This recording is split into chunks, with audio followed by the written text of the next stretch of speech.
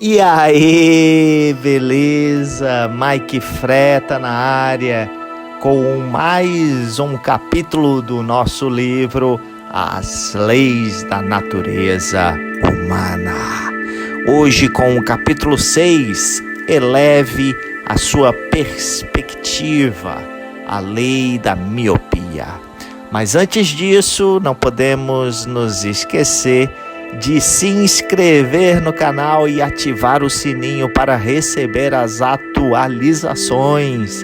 Então, manda lá a vinheta que depois vem conteúdo.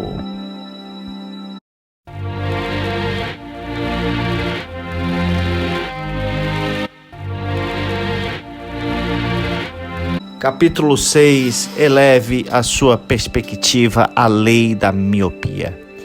Está na parte animal da sua natureza ficar mais impressionado com o que você pode ver e ouvir no presente, as últimas notícias e tendências, as opiniões e ações das pessoas ao seu redor. Seja o que for que possa parecer, sempre lhe chama atenção o mais dramático. E isso faz você se apaixonar por um sedutor, por seus esquemas que prometem resultados rápidos e dinheiro fácil. Isso é também o que faz com que você reaja exageradamente às circunstâncias presentes, tornando-se excessivamente exultante ou entrando muito facilmente em pânico quando os eventos se transformam em uma direção adversa. Aprenda a medir as pessoas pela estreiteza ou amplitude de sua visão. Evite enredar-se com aqueles que não podem ver as consequências de suas ações, que estão em um modo reativo contínuo. Eles vão infectar você com essa energia. Seus olhos devem estar no maior tempo possível nas tendências que regem os eventos, naquilo que não é imediatamente visível. Nunca perca de vista seus objetivos de longo prazo. Com uma elevada perspectiva, você terá paciência e clareza para alcançar qualquer objetivo. Momentos de loucura. Durante todo o verão e início do outono de 1719, o inglês John Blunt, de 1665 a 1733, um dos principais diretores do Mar do Sul, uma empresa, seguiu as últimas notícias de Paris com crescente ansiedade. Os franceses estavam no meio de um boom econômico espetacular, alimentados principalmente pelo sucesso do Mississippi Company, uma empresa que tem a iniciativa pelo expatriado escocês John Law para explorar as riquezas nos territórios da Louisiana, controlado pelos franceses. Law vendeu ações em empresas e, como seu preço estava continuamente subindo, os franceses de todas as classes estavam lucrando e se tornando fabulosamente ricos. A palavra milionário em si foi cunhada nesse tempo para se referir a tais novas riquezas. Essas notícias deixaram Blunt com muita raiva e inveja. Ele era leal aos princípios. Com o sucesso do Mississippi Company, Paris foi desenhada numa capital de investimento de toda a Europa. Se isso continuasse, a França logo se tornaria a capital financeira do mundo, ultrapassando Amsterdã e Londres. Esse poder recém-descoberto para os franceses, para que apenas no processo de soletrar esse desastre para a Inglaterra, seu arqui-inimigo, particularmente desenvolveu uma guerra que eclodiu entre eles. Mas, pessoalmente, Blunt era um homem de grande ambição. Ele era o filho de um humilde sapateiro. Desde o início de sua vida, ele teve como objetivo ascender os mais altos níveis da sociedade inglesa. Seu meio de conseguir isso, ele acreditava, seria através de uma revolução financeira varrendo toda a Europa, que se centraria na crescente popularidade das ações conjuntas das corporações como as de Lowe e como as do Salt Sea Company. Em oposição para construir riqueza através dos meios tradicionais de possuir terra, que era caro para gerenciar e altamente tributável, era relativamente fácil ganhar muito dinheiro através da compra de ações, e os lucros eram de impostos livre. Tais investimentos foram toda a raiva em Londres. Blunt tinha planos para transformar a Salt Sea Company na maior e mais próspera sociedade anônima da Europa, mas John Law havia roubado seu trovão com um empreendimento ousado e com o total apoio dos franceses e do governo. Sem corte, simplesmente teria que chegar a algo de maior desenvoltura por ele e pelo futuro da Inglaterra. A Salt Sea Company foi formada em 1710 como uma empresa que lidaria e administraria parte do governo inglês através de dívidas enormes, em troca do que a empresa pudesse conceder um monopólio de todo o comércio inglês com a América do Sul. É nóis aí, ó. Ao longo dos anos, as empresas quase não faziam negócios, mas serviu como um banco informal para o governo. Através de sua liderança na empresa, Blunt tinha relações forjadas com os mais ricos e poderosos ingleses, mas notavelmente o próprio rei Jorge I, 1660-1727, que tornou-se um dos seus maiores investidores e foi nomeado governador da empresa.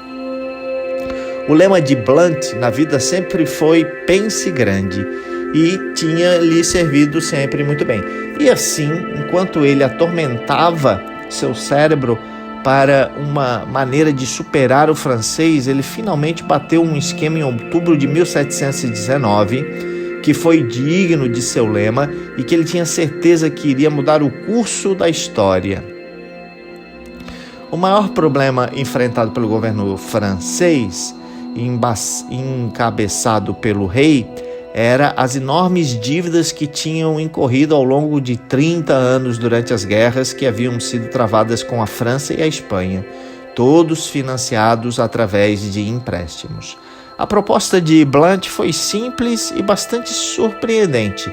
A Salt Sea Company pagaria ao governo uma boa taxa, a fim de assumir completamente a dívida no valor de 31 milhões de... Essa moeda aqui é a moeda da Inglaterra, que é a lira. É isso? É lira? Esse cifrão é uma moeda diferente. Eu acho que é a lira mesmo. Não é um cifrão, é um L, assim, com um risquinho no meio. A empresa receberia em troca uma taxa anual de juros pelo pagamento da dívida. A empresa privatizada, então, resguardou essa quantia de milhões da dívida e iria vendê-la como se fosse um commodity, com ações no sul da Companhia Marítima, uma ação equivalente a 100 libras em dívida. Aqueles que tinham emprestado o dinheiro do governo poderiam conceder suas notas promissórias em ações equivalentes na Companhia do Mar do Sul. As ações que sobrariam seriam vendidas ao público. O preço de uma ação começaria em 100 libras. A libra, ela vale mais do que o dólar, né? Como qualquer ação, o preço poderia subir e descer, mas nesse caso se jogou direito, o preço só iria subir. A Salt Sea Company tinha um nome intrigante e estendeu a possibilidade de que ela também iria começar a negociar na vasta riqueza da América do Sul. Era também o dever patriótico do inglês, dos credores, participarem desse esquema, já que eles estariam ajudando a cancelar a dívida, enquanto potencialmente fazendo muito mais dinheiro do que pagamentos anuais de juros que o governo pagou. Se o preço da ação subia com quase certeza, os compradores poderiam sacar o seu lucro e a empresa poderia pagar bons dividendos. Com a mágica, a dívida poderia ser transformada em riqueza. Esta seria a resposta para todos os problemas do governo e asseguraria Blunt a fama duradoura. Quando o rei Jorge ouviu pela primeira vez a proposta de Blunt em novembro de 1719, ele estava bastante confuso. Ele não conseguia entender como tal processo negativo, a dívida, poderia ser instantaneamente transformado em algo positivo, os lucros advindos da transação. Além disso, um novo jargão de finanças passou direto por sua cabeça. Mas Blunt falou com tanta convicção que se viu envolvido em seu entusiasmo. Afinal, ele estava prometendo resolver um dos maiores problemas de Jorge e um deles caiu e foi facilmente vencido por tal perspectiva. O rei Jorge era imensamente popular, impopular. O rei Jorge era imensamente impopular, um dos mais impopulares reis ingleses de todos os tempos. Não foi totalmente culpa dele. Ele não era inglês por nascimento, mas alemão. Seu título anteriormente tinha sido o de Duque de Braunschweig e eleitor de Hanover. Quando a rainha Ana da Inglaterra morreu em 1714, Jorge era o seu parente protestante vivo mais próximo. Mas no momento em que subiu ao trono, seus novos súditos encontraram para o não gosto, os súditos encontraram-o para o seu gosto. Vou ler de novo a frase. Mas no momento em que subiu ao trono, seus súditos encontrou-o para não seu gosto. Difícil traduzir essa frase, hein? Mas no momento em que subiu ao trono, seus novos súditos encontraram-no para o não gosto. Ele falava inglês com um sotaque horrível e suas maneiras eram tão grosseiras, ele estava sempre ávido por mais e mais dinheiro. Apesar da sua idade avançada, ele estava constantemente perseguindo as mulheres que não eram suas esposas, nenhuma das quais ele particularmente se podia dizer atraente. Nos primeiros anos de seu reinado, houve várias tentativas de golpe e o público pode ter congratulado com a mudança, se tivesse conseguido. Jorge queria desesperadamente provar aos seus novos súditos que ele poderia ser um grande rei, do seu jeito. O que ele mais odiava era as dívidas esmagadoras que o governo incorrera antes de ascender ao trono. Imagina, o cara pegar um reinado repleto de dívidas, afundado em dívidas. Ocorre muito isso no Brasil, quando um presidente entra, por exemplo. Já vimos alguns casos, Jorge teve uma reação quase alérgica a qualquer tipo de dívida, como se o próprio sangue estivesse sendo sugado. Agora aqui foi o Blunt oferecendo-lhe a chance de cancelar a dívida e trazer prosperidade para a Inglaterra, fortalecendo a monarquia no processo. Era bom demais para ser verdade. Ele jogou todas as suas forças por trás desta proposta. Ele designou o chanceler do Tesouro, John Astleby, a tarefa de apresentar a proposta do parlamento em janeiro de 1720. O parlamento teria que aprová-la sob a forma de uma conta. Quase imediatamente a proposta de Blunt provocou uma feroz oposição em vários deputados, alguns dos quais achavam ridículo. Mas após algumas semanas do discurso de Astleby, os adversários do projeto assistiram uma consternação com o apoio para o seu lado lentamente murchado. Ações antecipadas no empreendimento tinham sido virtualmente dotadas para os mais ricos e poderosos ingleses, incluindo membros proeminentes do parlamento que, sentindo que os lucros iam muito bem, eles pessoalmente ganhariam, agora davam aprovação para a conta. Quando o projeto de lei foi aprovado em abril daquele ano, o próprio rei Jorge apareceu na Casa do Mar do Sul e depositou 100 milhões de libras em ações. Naquele tempo isso era uma grana legal, né? No novo empreendimento, ele queria mostrar sua confiança nisso, mas um passo dificilmente era necessário, já que o acúmulo da passagem do projeto tinha capturado o público e o interesse em ações da Salt Sea Company teve o seu tom máximo de febre, já tinha atingido esse tom de alta exuberante. O centro de atividade era uma área em Londres conhecida como Exchange Alley, onde quase todas as ações foram vendidas. Agora as ruas estreitas e em torno do beco estavam entupidas, com o tráfego crescendo mais e mais a cada dia. No início, eram principalmente os ricos e influentes que vinham em seus treinadores extravagantes para comprar ações. Entre os compradores também estavam os artistas, entre eles também intelectuais, incluindo John Gray, Alexander Pope, Alexander Pope e Jonathan Hapfest. Logo, Sir Isaac Newton sentiu a atração e investiu um bom pedaço de suas economias, 7.000 libras. Algumas semanas depois, no entanto, ele sentiu uma dúvida. O preço estava subindo, mas o que sobe certamente pode cair. Então ele sacou, dobrando o seu investimento inicial. Aumentou ainda o aporte. Logo começaram a circular rumores de que a empresa estava prestes a iniciar o comércio na América do Sul, onde todos os tipos de riquezas estão enterrados nas montanhas. Isso só adicionou combustível ao fogo e as pessoas de todas as classes começaram a convergir em Londres para comprar mais ações no Mar do Sul da empresa Blunt, que foi relatado. Ele era um alquimista financeiro que tinha encontrado um segredo de transformar dívida em riqueza. No interior, agricultores puxavam debaixo de suas camas suas economias de vida em moedas e enviavam aos seus filhos e sobrinhos para cobrar o maior número possível de ações. A febre se espalhou pelas mulheres de todas as classes, que normalmente não se interessavam com tais coisas.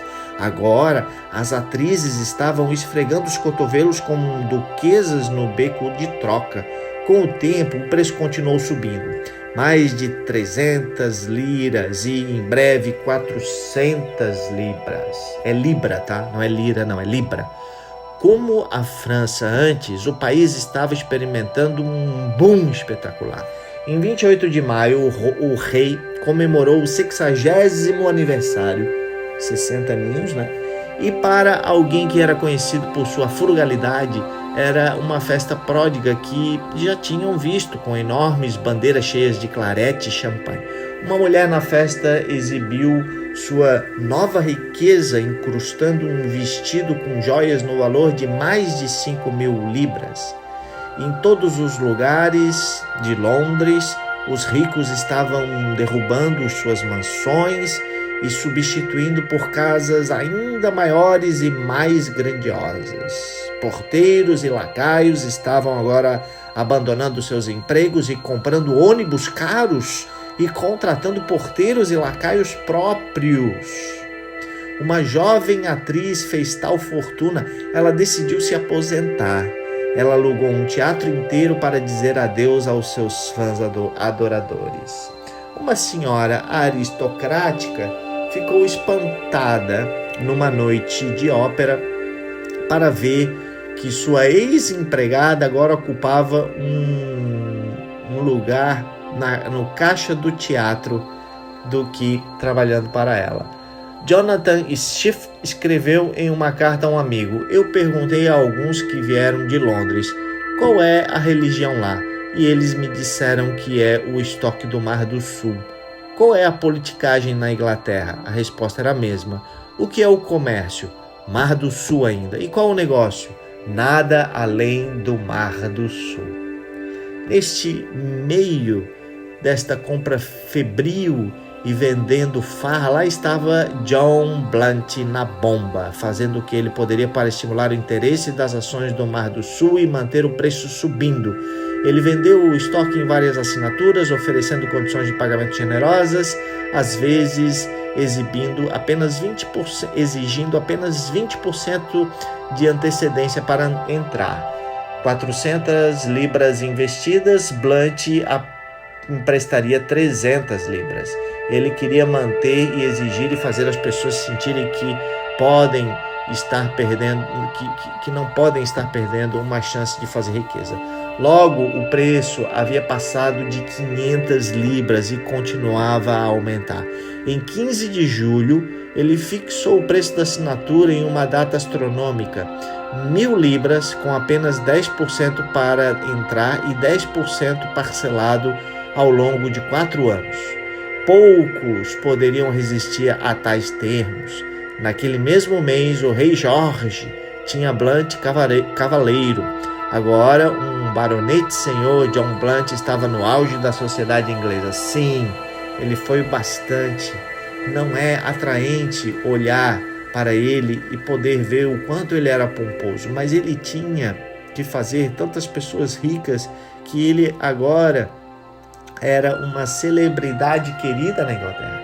Enquanto os ricos e poderosos se preparavam para sair de Londres para o verão, nos meses de férias ali, de verão, o clima estava completamente tonto. Blunt afetou um confiante ar despreocupado, mas por baixo ele estava começando a sentir preocupação, mesmo em pânico.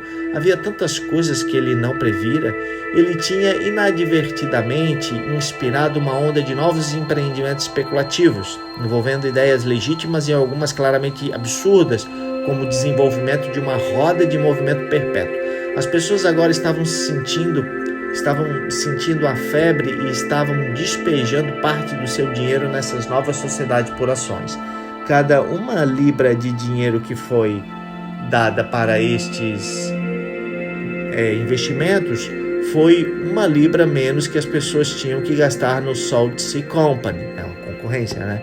E isso era um problema crescente, uma vez que havia apenas muito dinheiro na Inglaterra e havia limites para até onde ele poderia ir oferecendo crédito. Similarmente, as pessoas estavam começando a despejar seus dinheiros na terra como um seguro investimento para o futuro, muitas vezes levando as ações do Mar do Sul para tais finalidades. Blunt tinha feito isso mesmo, sem o conhecimento do público. Mais preocupante ainda, os franceses perderam a fé no Mississippi e arriscavam. Estavam tirando todo o seu dinheiro. Dinheiro havia se tornado escasso e a economia francesa havia caído em uma depressão repentina. Isto certamente afetaria o humor de Londres. Antes que as pessoas retornassem às suas férias de verão, Blunt teve que agir. Trabalhando com o parlamento, ele conseguiu aprovação numa lei da bolha de 1720 que proibia todas as ações conjuntas não autorizadas pela Carta Real e colocaria um fim nas especulações desenfreadas. Mas essa solução criada teve consequências que ele não previu. Milhares de pessoas haviam derramado suas economias para esses novos negócios. E como estes eram agora proibidos, eles não tinham como recuperar o seu dinheiro. Me lembrou muito aquela situação do Collor, né, que ele congelou o dinheiro do povo, né, na poupança e nas contas, não poderia sacar. Aquilo foi também um caos, né, muito parecido com isso aqui. O único recurso era vender as ações do Mar do Sul.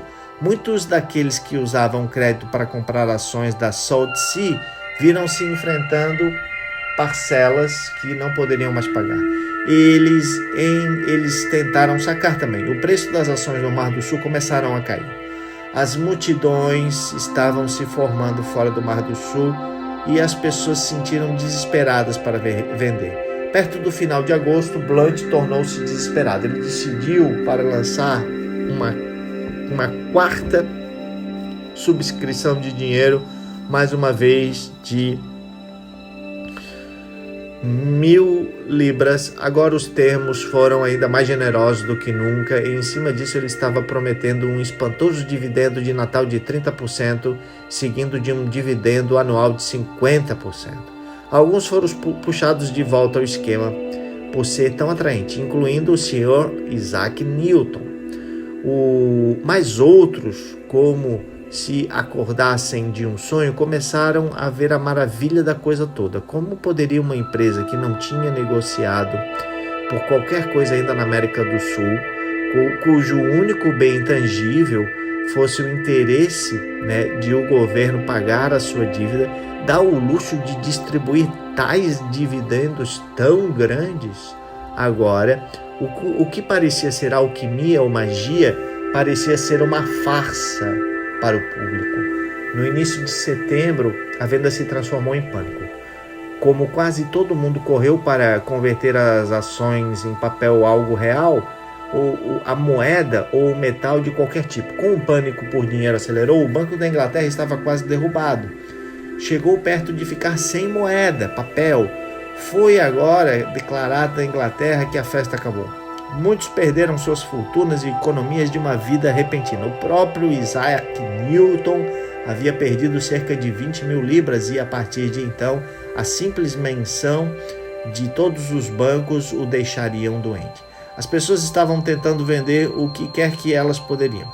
Logo houve uma onda de suicídios, incluindo os de Charles Blount, sobrinho do Sir John, que cortou a garganta depois de aprender a natureza exata de suas perdas. Blount foi perseguido nas ruas e quase morto por um assassino. Ele teve que escapar rapidamente de Londres. Ele passou o resto de sua vida na cidade de Bex, lutando com os meios muito modestos ainda deixados para ele depois do parlamento. Aprendeu que quase todo o dinheiro que ele ganhou através do regime do Mar do Sul, talvez em seu isolamento ele pudesse contemplar a ironia de tudo isso. Ele realmente mudou o curso da história e assegurou sua fama de todos os tempos. Com o homem que conjurou um dos esquemas mais absurdos e destrutivos já conhecidos na história dos negócios. Interpretação: John Blount era pragmático, intransigente homem de negócios com um único objetivo: fazer uma fortuna duradoura para si mesmo e sua família. No verão de 1719, no entanto, ele vê que um homem poderia entrar nesta febre. Quando ele começou a ler sobre o que estava acontecendo em Paris, ele ficou impressionado com o drama de tudo isso. Ele leu vívido as histórias sobre os franceses médios que de repente faziam uma grande fortuna. Ele queria trazer boa sorte semelhante para a Inglaterra e elaborou um plano. Ele naturalmente imitava muitas características de Law, um esquema que, após aumentando a escala do mesmo, ele queria ter o mesmo resultado que o Law. O que é impressionante aqui, no entanto, é uma questão bastante óbvia. Nunca pareceu atravessar sua mente. O esquema dependeria do aumento do preço da ação. Se aqueles que converteram seu governo em promissores ações tivessem que pagar 200 libras por ação em vez de 100, eles receberiam menos ações, o que deixaria mais ações para Saltsea vender para o público e fazer um bom lucro. Se as ações fossem compradas a 200 libras, elas agora valem mais se o preço continuar a subir e forem vendidas em algum ponto. Ver o aumento de preços atrairia mais credores para converter suas ações e mais pessoas para comprar.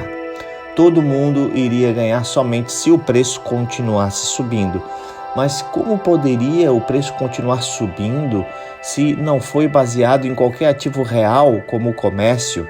Se o preço começou a cair, inevitavelmente o pânico certamente se instalaria, já que as pessoas perderiam a fé no esquema, e isso só poderia desencadear uma cadeia de reação de venda. Como poderia Blunt não ter previsto isso? A resposta é simples. O tempo mental de Blunt encolheu para o ponto onde ele perdeu a capacidade de olhar meses abaixo da estrada e considerar as consequências. Hipnotizado por eventos na França, imaginando toda a riqueza e o poder que estava prestes a alcançar, ele poderia se concentrar apenas no presente, certificando-se de que o esquema fosse lançado com sucesso. Seu sucesso inicial só o fez imaginar que seria uma tendência por longo tempo. À medida que progrediu, ele certamente entendeu que ele teve que fazer o preço subir ainda mais rapidamente. O único meio de fazer isso era atrair mais investidores através de termos generosos de crédito. Isso tornaria o esquema ainda mais precário. Uma solução incorrer em vários novos perigos. A lei da bolha e os generosos dividendos acarretavam riscos imediatos ainda maiores.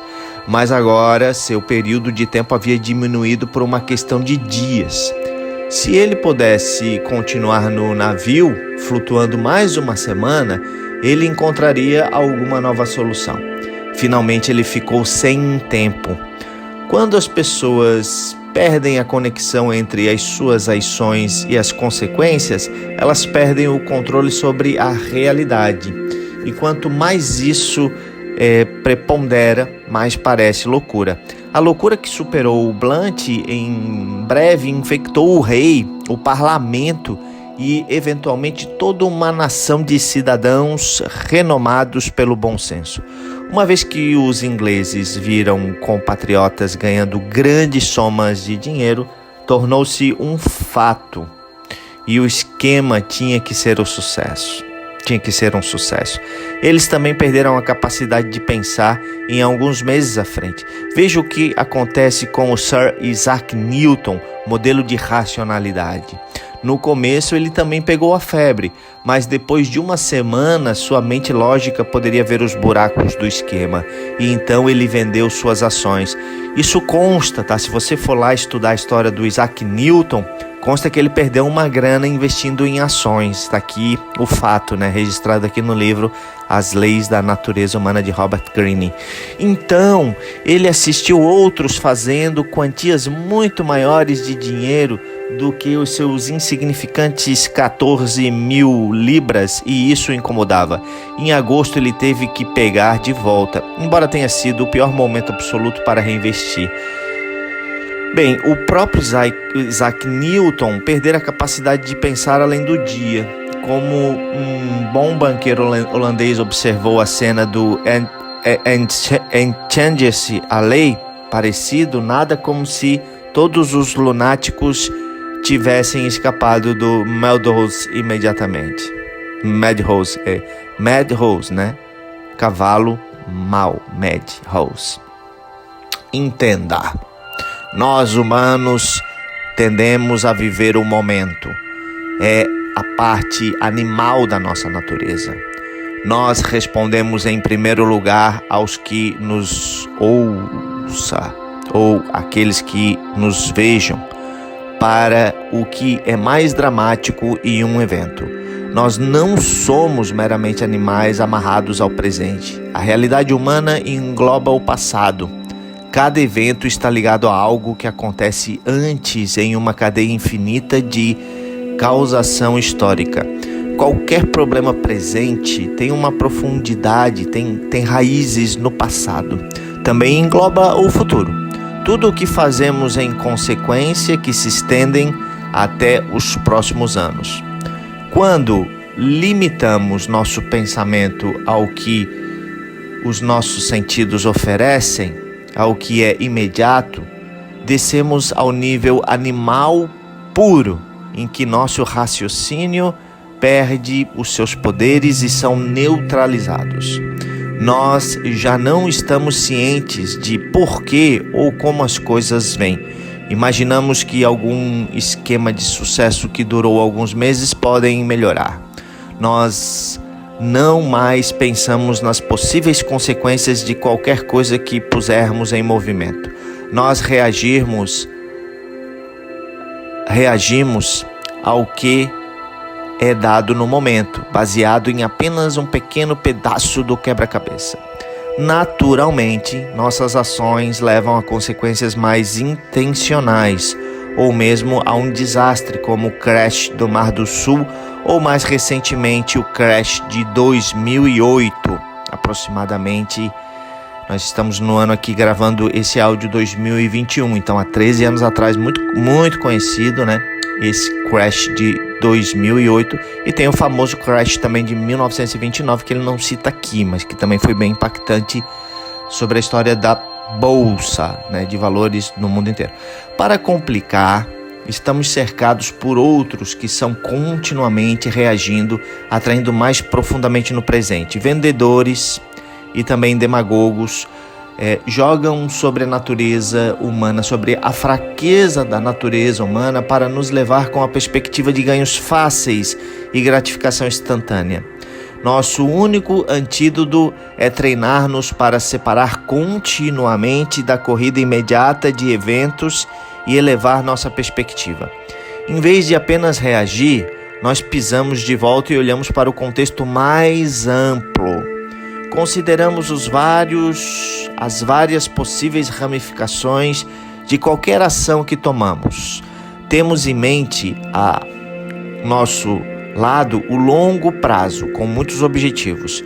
Muitas vezes, aqui é a questão de você pensar a longo prazo, né? De você ter um major goal, uma meta maior, que eu ensino muito, foco muito nisso nas consultorias do Intentional Life, que são 10 passos, e tudo é voltado para você ter uma vida intencional de médio e longo prazo, com ações no momento presente para você atingir um resultado já em breve a médio prazo, e também micro resultados, né, que intensificam você aí correndo nas ações específicas que nós vamos formular para alcançar o seu manifesto. Vamos continuar. Muitas vezes, ao elevarmos nossa perspectiva, decidimos que é melhor não fazer nada, para não reagir e deixar o tempo passar e ver o que se revela. Se Blunt tivesse esperado apenas alguns meses, ele teria visto o esquema de Law desmoronando e a Inglaterra teria sido poupada de uma ruína que veio. O problema de a pessoa ser ansiosa, né, precipitada, não ter paciência. Tal sanidade e equilíbrio não veio naturalmente, né? E foi desenvolvido através de um grande esforço, e eles representam a altura da sabedoria humana. E aí vamos a uma frase de Sir Isaac Newton: eu posso calcular o movimento dos corpos celestes, mas não a loucura das pessoas. Boa! Chaves, essa é a frase de Isaac Newton. Vou repetir: eu posso calcular o movimento dos corpos celestes, mas não a loucura das pessoas. Chaves para a natureza humana. Quase todos nós experimentamos algo semelhante aos seguintes cenários. Alguém de que precisamos ou dependemos não está nos pagando atenção, não retornando nossas ligações. Sentimos-nos frustrados, expressamos nossos sentimentos para ele ou dobramos nosso esforço para obter uma resposta. Ou nos deparamos com um problema, um projeto que não está indo bem, e assim decidimos por uma estratégia com medidas mais adequadas. Ou uma nova pessoa aparece em nossa vida e, cativado por sua energia fresca e o seu charme, nos tornamos amigos. Então as semanas passam e somos forçados a reavaliar o que aconteceu e como nós reagimos. Nossas informações vêm à luz. Aquela pessoa que não estava respondendo a nós estava sobrecarregada de trabalho. E se só havíamos esperado e não ficado tão impacientes, poderíamos ter evitado afastar um valioso aliado. Esse problema nos tem desenvolvido. Esse problema nós tentamos resolver não era urgente. e pioramos apressando o resultado. É aquela questão, às vezes é melhor você não fazer nada, que o próprio problema se resolve sozinho. Nós precisávamos saber mais antes de agir. E esse novo amigo acaba não sendo tão charmoso. Na verdade, o tempo revela que ele é um destrutivo sociopata cuja amizade nos leva anos para nos curarmos. Um pouco mais à distância, poderíamos nos deixar ver as bandeiras vermelhas antes que fossem tarde demais. Olhando para trás em nossas vidas, vemos que temos uma tendência a ser impacientes e exagerar.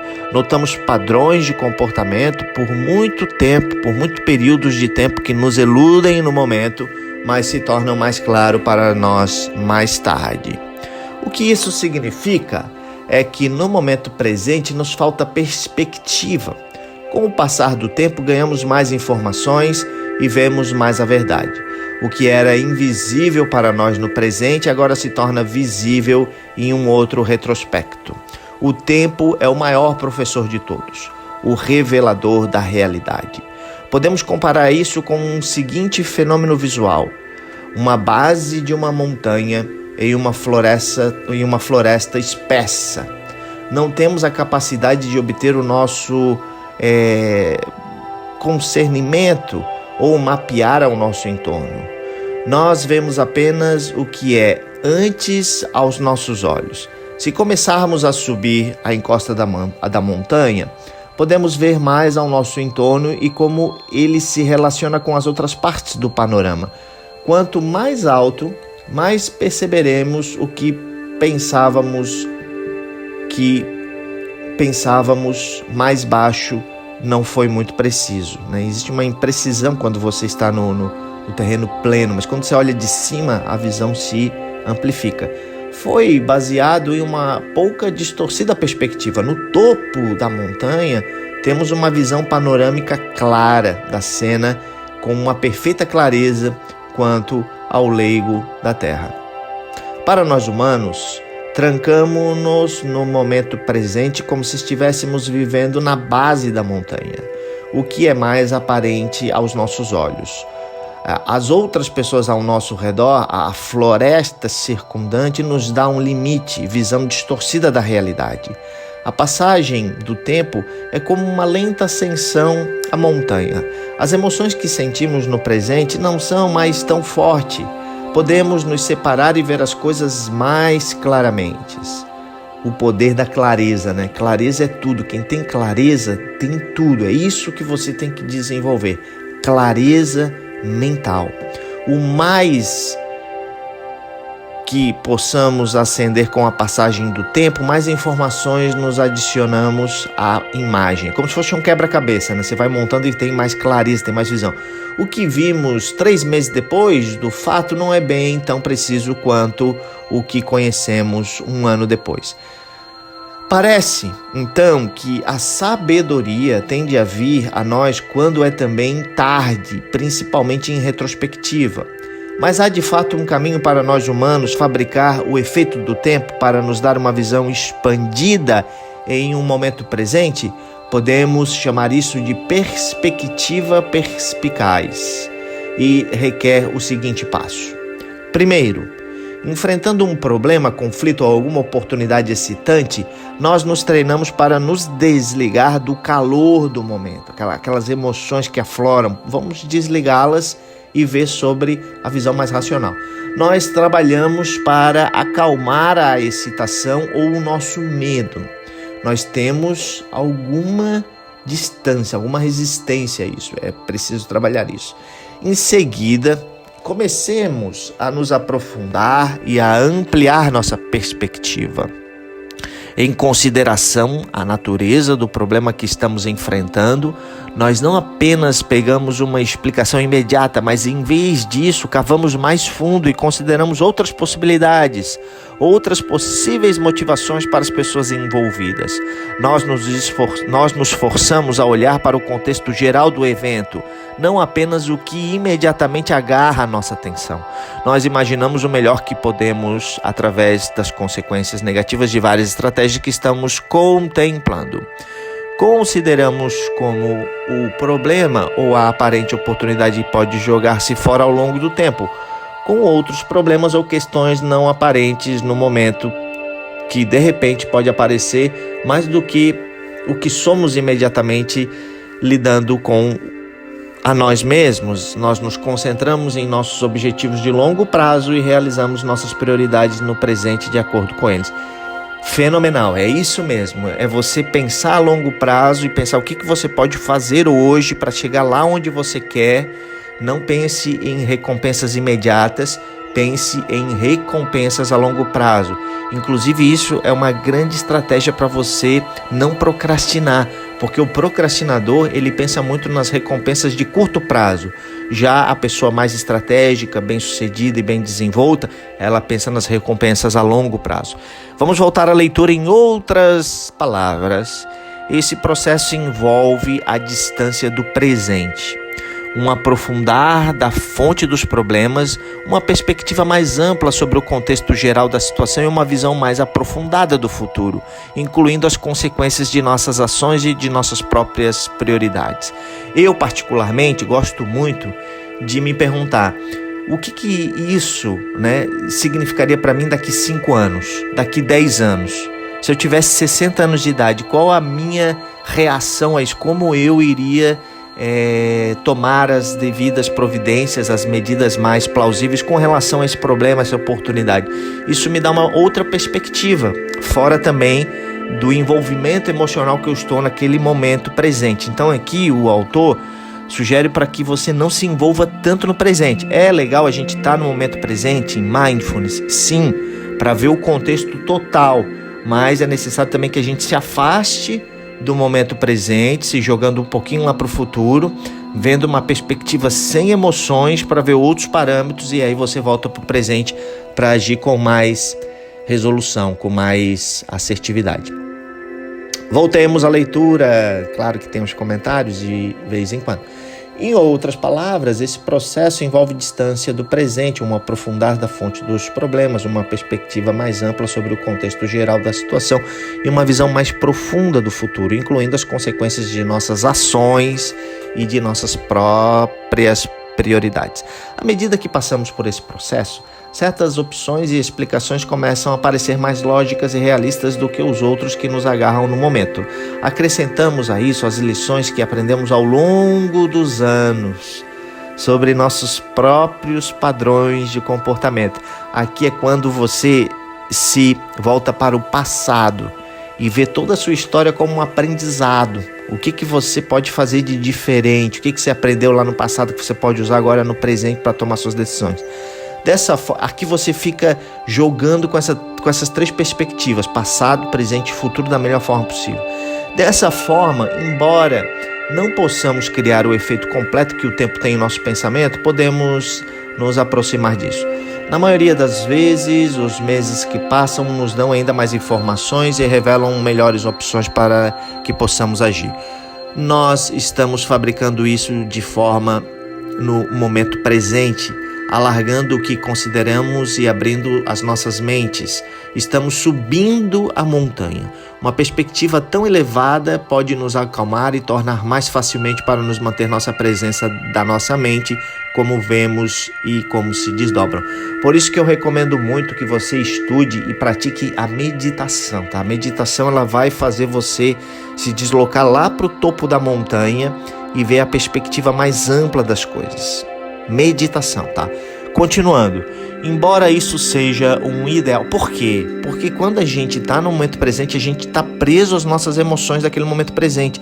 Então a meditação, ela vai desligar a exacerbação emocional e vai colocar você num equilíbrio emocional para que o racional funcione perfeitamente e você consiga controlar o racional e serenizá-lo, de modo que o pico da montanha, que eu chamo de intuicional, que é onde se desdobra a criatividade, a intuição, aquela visão de longo prazo, a clareza e as sacadas, os insights preponderam. Mas para isso é preciso gestão emocional. Inclusive, não querendo aqui te indicar alguma coisa, mas estude sobre inteligência emocional. Eu mesmo tenho uma mentoria sobre inteligência emocional com 7 encontros, onde a gente vai trabalhar empatia, vai trabalhar muito a questão da resiliência, que hoje em dia é muito poderoso, muito importante. Trabalhar também a gestão de conflitos e muitas outras mais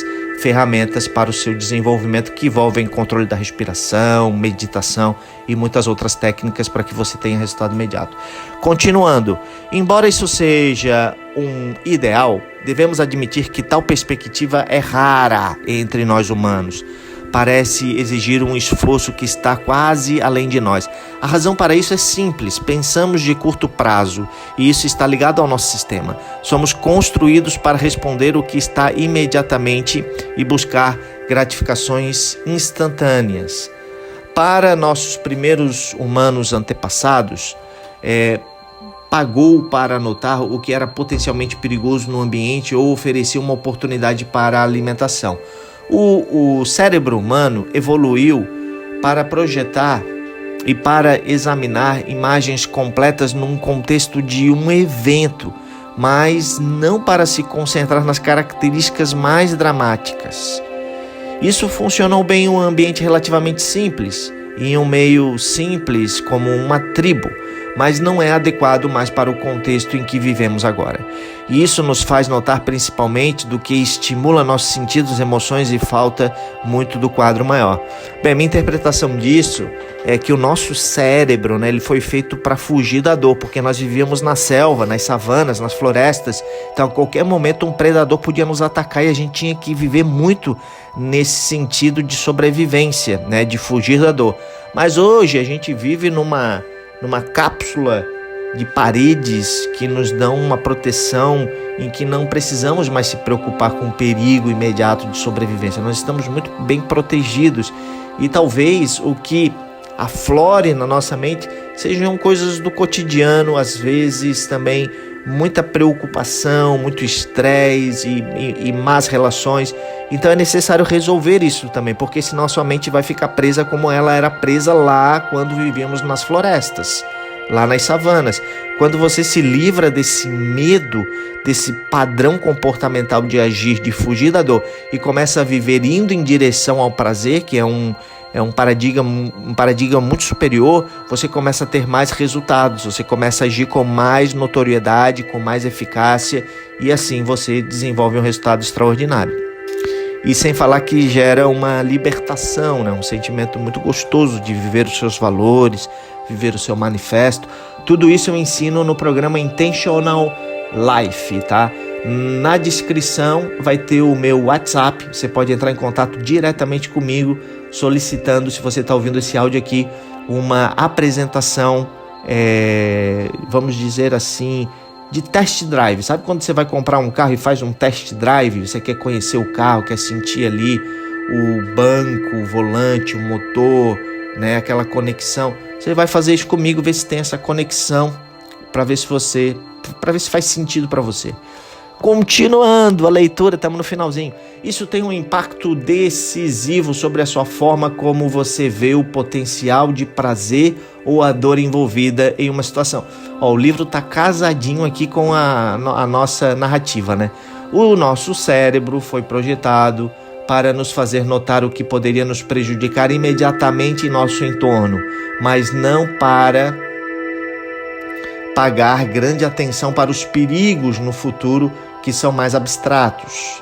E por isso que tendemos a dar mais atenção a algo como um terrorismo, a dor imediata, que certamente merece nosso escrutínio, do que o aquecimento global, uma dor distante. A gente se importa muito mais com uma dor de dente do que a fome no mundo, não é verdade?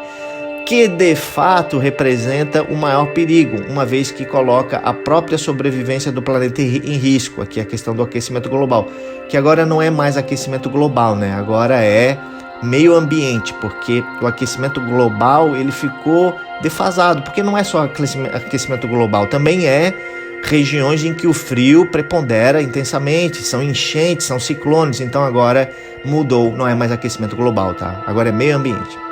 Mas tal perigo parece abstrato no presente. Por vez, isso não se torna abstrato, pode ser mais tarde. Nós também temos a pegar coisas que nos oferecem prazer imediato, mesmo que saibamos sobre as consequências negativas a longo prazo. É por isso que as pessoas continuam a fumar, beber, usar drogas ou se envolver em qualquer comportamento autodestrutivo, que é a destruição, não é imediata, mas ela é mais dramática. Em um mundo que é complexo é bom, né? Porque a gente entra aqui na sigla do VUCA. Lembra que eu sempre falo do VUCA? O mundo VUCA, ele é volátil, o U, ele é incerto no inglês, o C, ele é complexo, em um mundo complexo. E o A, ele é ambíguo. Estude, põe lá VUCA, V-U-C-A, que devia ser VICA, né, no português, porque o U de incertable é incerto aqui para o nosso português. E através dessa sigla VUCA, eu desenvolvi, junto com meus colegas de profissão, um programa chamado Mindful Design, onde através de um estudo feito pelas maiores nações do planeta, se desenvolveram, foi através do Fórum Econômico Mundial, desenvolveram-se 10 habilidades do profissional de futuro. Essas habilidades do profissional do futuro eu contemplo no programa, trabalhando cada uma delas, como inteligência emocional, liderança, né? Aquela questão de você resolver problemas complexos. Tudo isso está lá no programa, dê uma olhadinha, marque uma aula para a gente poder conversar. Vamos continuar a leitura? Em um mundo que é complexo, com uma miríade de perigos que aparecem no futuro, nossa tendência de curto prazo é uma ameaça contínua ao nosso bem-estar. É como a nossa atenção se reduzisse por uma questão de tecnologia. A ameaça ainda é maior. E realmente a gente vê essa tecnologia toda ao nosso redor, a gente se sente ameaçado, né? Será que o robô não vai substituir a minha profissão? Olha, falar uma coisa para você. Se você trabalhar as soft skills, não tem como uma máquina gerar emoções, né? Representar. Embora a inteligência artificial esteja muito forte com relação a isso, é algo ainda artificial. Não existe um sistema que gere emoções de forma natural e autêntica, genuinamente. Mas a inteligência artificial está pegando forte aí. Mas o que eu diria que jamais as máquinas vão conseguir reproduzir, e se você desenvolver a sua profissão está muito bem protegida, é uma coisa chamada consciência. A partir do momento que as máquinas gerarem consciência, elas vão exterminar o ser humano, porque o ser humano é uma ameaça, né, para o meio ambiente, para a Terra, para o planeta. Inclusive tem muitos filmes, né, O Exterminador do Futuro e tal, outros mais, que já abordam esse tema há muitos anos atrás. Então o maior medo do homem é que a máquina gere consciência e, ao invés de ser controlada, ela controle o ser humano. Talvez até mesmo possivelmente colocando o ser humano como um escravo da humanidade. Loucura, mas é o que a gente vê nesse processo. Vamos então finalizar. Em um mundo que é complexo, com miríades de perigo que parecem estar lá no futuro, nossa tendência de curto prazo representa uma ameaça contínua ao nosso bem-estar. É como a nossa atenção se reduz por causa da tecnologia, a ameaça ainda é maior. De muitas maneiras, somos definidos pelos nossos relacionamentos com o tempo. Quando simplesmente reagimos ao que vemos e ouvimos, quando balançamos de excitação e exuberância, do medo e do pânico a cada nova peça de notícias dramáticas, quando direcionamos nossas ações para ganhar tanto prazer quanto possível no momento, sem um pensamento para o futuro, podemos dizer que as consequências disso, podemos dizer que estamos numa natureza animal, uma coisa mais primitiva e potencialmente destrutivo em nosso sistema neurológico. Quando nos esforçamos para ir contra este processo, considerar mais profundamente as consequências do que fazemos e da natureza das nossas prioridades a longo prazo, estamos nos esforçando para perceber nosso verdadeiro potencial humano com um pensamento animal. E assim como o pensamento de curto prazo pode ser contagioso, e a gente olha isso através da televisão, dos nossos pais, dos nossos amigos, das pessoas que trabalham com a gente, na verdade, e assim como o pensamento de curto prazo pode ser contagioso, os indivíduos que incorporam a sabedoria da perspectiva perspicaz podem ter um efeito imensamente positivo sobre as pessoas ao seu redor. Tais indivíduos nos tornam conscientes da imagem maior e revelam mentalidade que reconhecemos como superior. Nós queremos imitá-las. Ao longo da história tem havido vários ícones desta sabedoria que nos inspiram e nos guiam. José, no Antigo Testamento. José era o cara, né? Olha a história de José na Bíblia. Tá lá no Êxodo, tá lá em Gênesis, tá? Olha a história de José, filho de Israel, e como ele se tornou um governador do Egito, o que ele sofreu, mas a crença dele, né, a sabedoria dele em chegar num processo de governo era tão forte que ele chegou lá rapidamente através de ser um cara que ofertava valor, ele tinha conhecimento, ele resolvia as paradas. Então ele chegou para o governador e falou assim: olha, o teu sonho quer dizer que você vai ter 7 anos de abundância e 7 anos de escassez. Então devemos fazer os provimentos, devemos recolher 20% do que o povo produz para depois revender as sementes para eles na crise. E aí o governador: tá certo, então você vai fazer isso, tá aqui o meu anel e você vai ser o governador agora do Egito, a segunda pessoa que manda, você só tá submetido a mim, mais ninguém manda acima de mim, né? E você é o segundo cara do Egito, então eu mando em você, mas você pode mandar em todo mundo aqui. Foi o que o imperador do Egito fez, né? Foi sábio também, né? Já que ele sabe a parada. Então, assim, quem tem sabedoria tem poder, tem governo, tá? José, no Antigo Egito, que podia ver os corações dos homens e prever o futuro. Sócrates, na Grécia Antiga, Sócrates tem uma sapiência, né? Você olha os livros ali, você vê toda essa filosofia, né, antiga, clássica, como, vamos ver aqui, Sócrates da Grécia Antiga, que nos ensinou a ser menos tolo e mais consequentes de nossos pensamentos. O brilhante estrategista Zhuge Liang, da China Antiga, que poderia prever cada movimento dos inimigos. Líderes como a Rainha Elizabeth I e Abraham Lincoln, renomados pelo sucesso de suas estratégias a longo prazo. O cientista muito paciente e persistente Charles Darwin, que finalmente expôs os efeitos do tempo profundo na evolução de todas as coisas. E Warren Buffett, o investidor mais bem-sucedido em toda a história, cujo poder é baseado em suas perspectivas clarividentes. Se possível, evite contato profundo com aqueles cujo prazo são estreitos, que estão de modo na reação contínua e se esforçam para associar aqueles com consciência expandida do tempo.